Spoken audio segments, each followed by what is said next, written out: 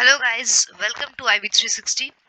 So today we will talk about a few different types of enzymes, rather the terms like allostatic enzymes. We will start with them.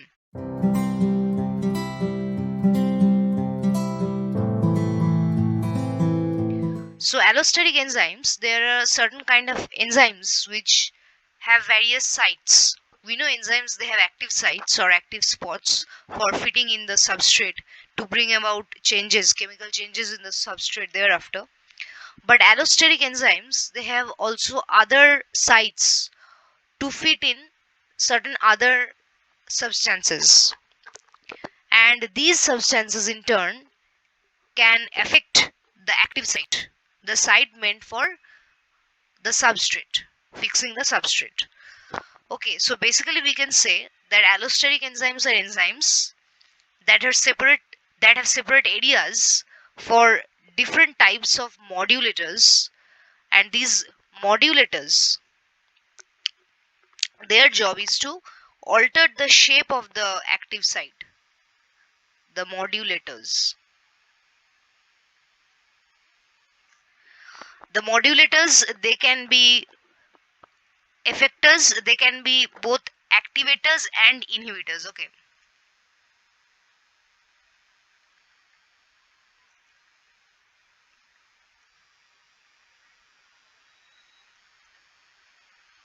So suppose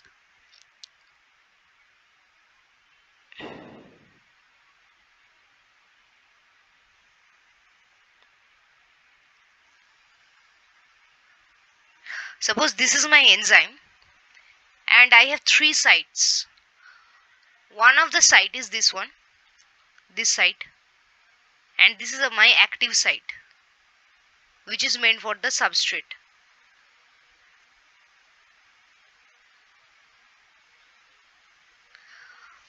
And these are two separate sites. One is conical, suppose, and one is sort of cubical or cuboidal, whatever. So other than my active sites, I have two other sites which are found on the same enzyme, and these sites are basically for modulators. Suppose this is my activator.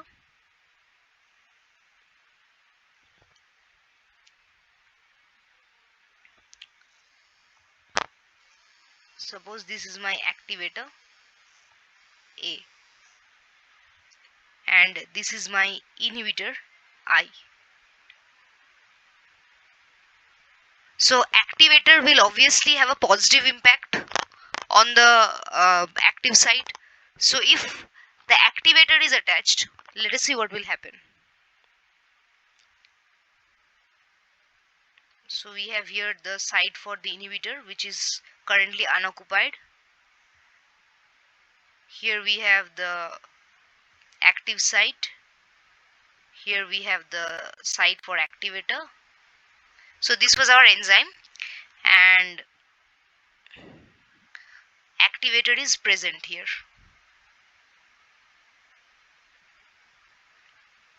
The activator is present. If the activator is present, then our enzyme can have a substrate, and the enzyme will be operational. Okay, but if the inhibitor is present, rather, suppose in the other situation, if I draw here,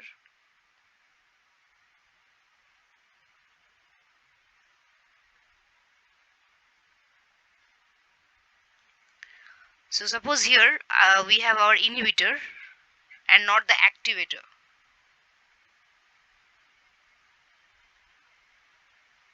So then there would be no substrate present.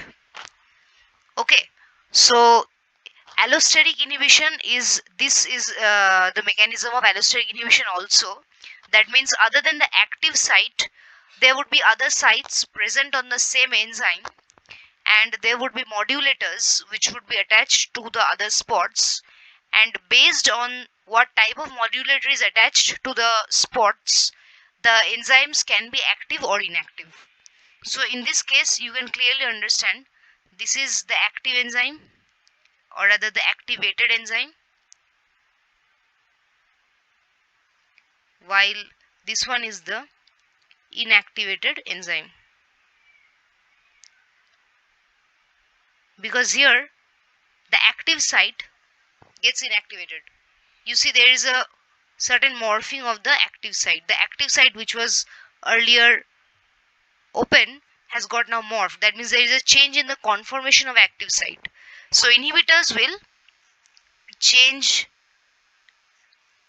the conformation of active site and turn it not suitable for the substrate to bind in. So now if a huge substrate comes here, suppose this same substrate, if it comes here, it cannot bind to this. It cannot bind because it has undergone certain changes. You see here it was perfectly fine, the active site, and the substrate exactly fitted in. But here, since the conformation has been changed, it has been morphed, the substrate can no longer fit inside, and that is why it is inactivated. We say. So these enzymes are known as allosteric enzymes, which have various sites.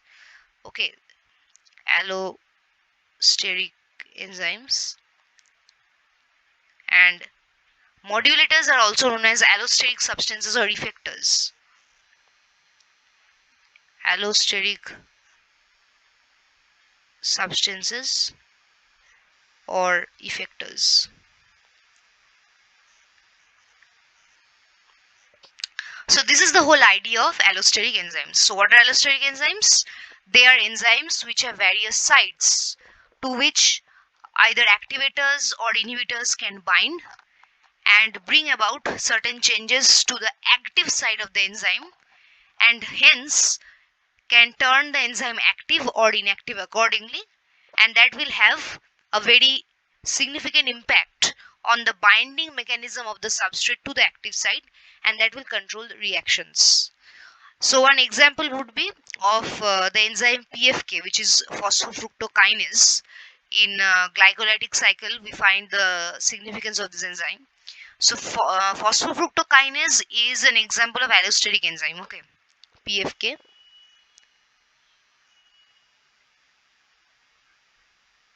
And the activator is ADP. So if there is a lot of ADP in the surrounding of PFK, that the PFK receives also a message that the body needs to create more ATP, because ADP is in abundant. That has a clear message, a subtle message that rather a subtle message that ATP is less. So the PFK will now enhance or rather promote the glycolysis more and more, so that we get pyruvic acid from glucose more and more, and hence can generate ATP more and more.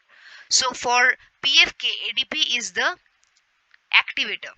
ADP binds to one of the site, like number 1 site, and that activates the enzyme and helps the enzyme bind to its substrate and bring about the chemical changes.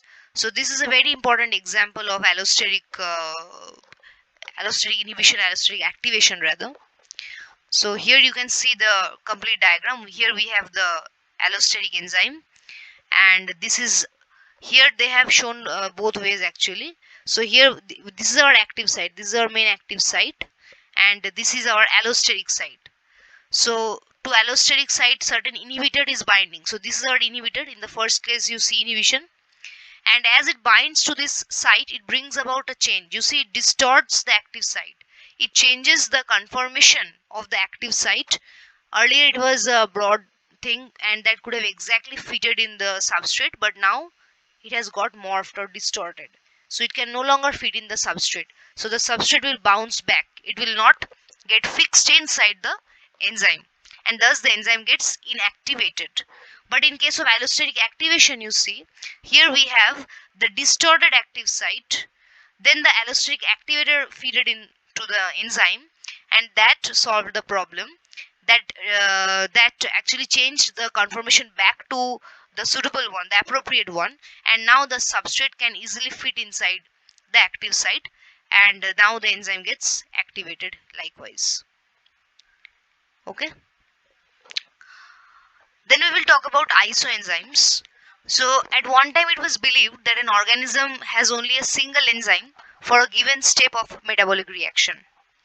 It was later discovered that a substrate may be acted upon by a number of variants of an enzyme producing the same product. And the multiple molecular forms of an enzyme occurring in the same organism and having the similar substrate activity, those would be known as isoenzymes or isozymes. And over 100 enzymes are known to have isoenzymes. For example, alpha amylase of wheat endosperm, it has got 16 isoenzymes. Also lactic dehydrogenase, it has 5 isoenzymes. So the isoenzymes, they differ in activity, optima and inhibition, but the substrate, the changes that they bring about in the substrate is same. So one thing we can write about isoenzyme is that they are different variants of the same enzyme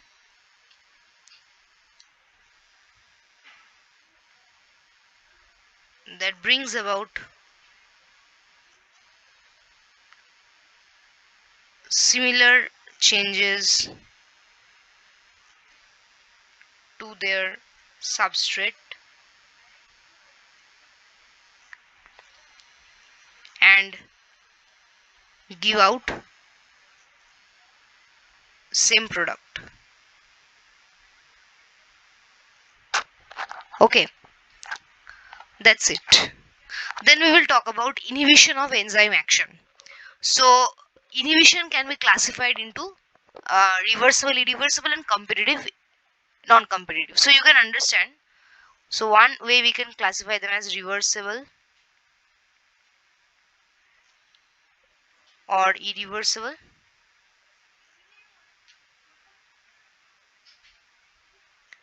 or we can classify them as competitive, non-competitive. Actually here also sometimes we can include allosteric inhibition, but I have already explained to you allosteric inhibition. So reversible inhibition is that which can be overcome by withdrawal of the inhibitor because the effect of the latter is of temporary nature, but irreversible is of permanent nature. So the inhibitors, that means in case of the allosteric inhibitors that we saw, as the enzyme conformation is harmed, that cannot be brought back. Okay, for here in this case you saw that the distorted active site could be recovered. So this is an example of reversible inhibition. Okay, but irreversible inhibition, this thing is not possible. Once distorted, that will remain distorted and the damage has been done permanently. Like denaturation of an enzyme is example of irreversible reaction. Okay, then let us talk about competitive inhibition. Now competitive inhibition is caused by swamping of the active sites by a chemical which is similar in structure to the substrate but not the substrate. So in case of competitive, we are fooling the active site with a substrate looking chemical substance which is not the substrate. So if suppose this is the active site for our substrate in the enzyme, and like this a similarly looking chemical substance comes and fits in, this is not the substrate, that would be competitive inhibition. Here what it does, this particular inhibitor, it is not exactly undergoing any change, it is just blocking the passage, it is just occupying the active site which would otherwise have been utilized by the substrate. And competitive inhibition, these are usually reversible, because if we remove this particular chemical nuisance, we can easily get the active site again available. So usually reversible.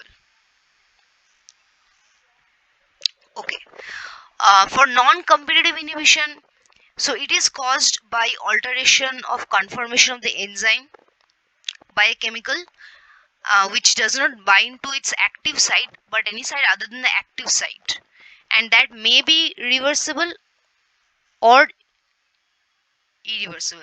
Reversible or irreversible, anyway it can be. Okay. So it's a very famous example of competitive inhibition, you see.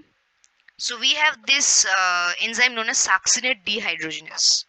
You will when you are studying Krebs cycle, TCA cycle of respiration, cellular respiration, you will hear this enzyme name, that is succinate dehydrogenase.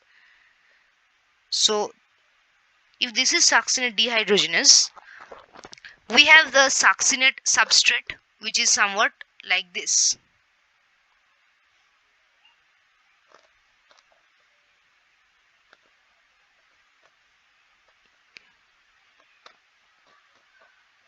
So this is our succinate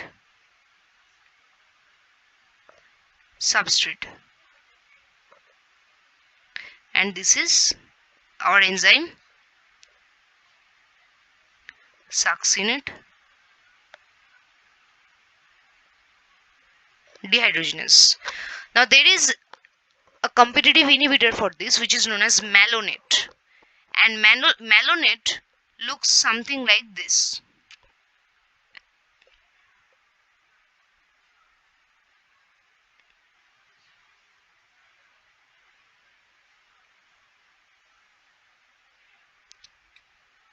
So this is malonate, which is our competitive inhibitor. Malonate in itself undergoes no change, no chemical change. It just gets attached to this active site of succinate. This is the active site of succinate. It will get attached to this, something like this.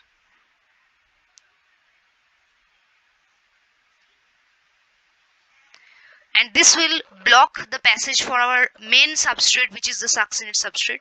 So this is a very classic example of competitive inhibition, where it is usually reversible, and the competitor, the competitive inhibitor, it blocks the active site and prevents the occupation of the actual substrate, thereby harming the reaction. So now let us talk about the non-competitive one. It is irreversible, and sometimes it can also be reversible depending upon the degree of damage done to the structure of the enzyme. So what happens, there is no structural similarity with the substance, with the substrate. Whatever chemical substance is bringing about this inhibition has got no structural similarity with the substrate. So what it does is, it destroys or brings about distortion to the enzyme, to the whole of the enzyme, by fitting in to someplace else. Suppose this is our enzyme,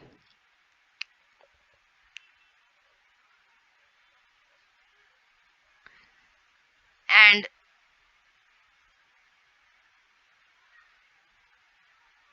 here suppose it is fitting our inhibitor, and it is morphing, something like this, morphing the entire enzyme, and as you can see, it clearly distorts the active site. So now the substrate cannot fit in. This won't be possible. If this is our substrate, this won't be able to fit in the enzyme, yes, in the active site. So that is what is happening. So this is the difference between competitive and non-competitive inhibition. The next type is allosteric inhibition. It is also a type of reversible inhibition found in allosteric enzymes.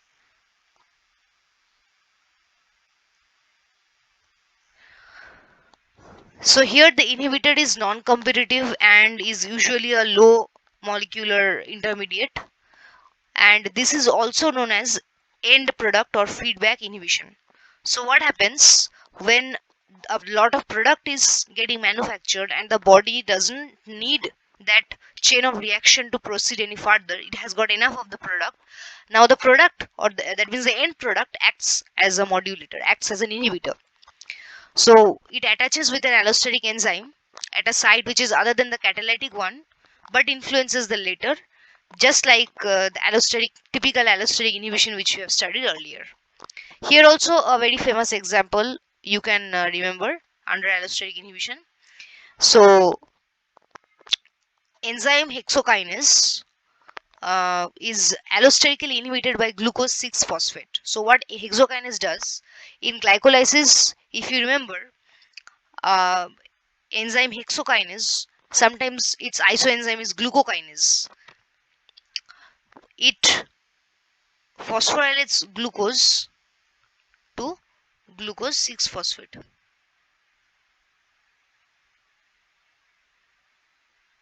So here we require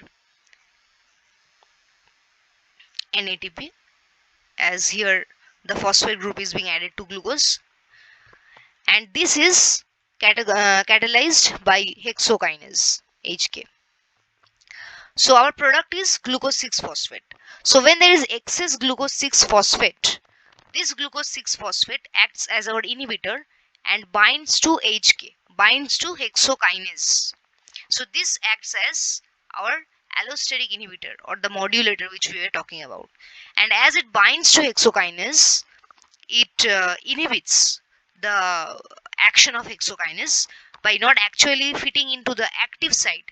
It doesn't fit into the active site, it fits into somewhere else, and it influences the conformation at the active site, just like a typical allosteric inhibitor, just like this, case.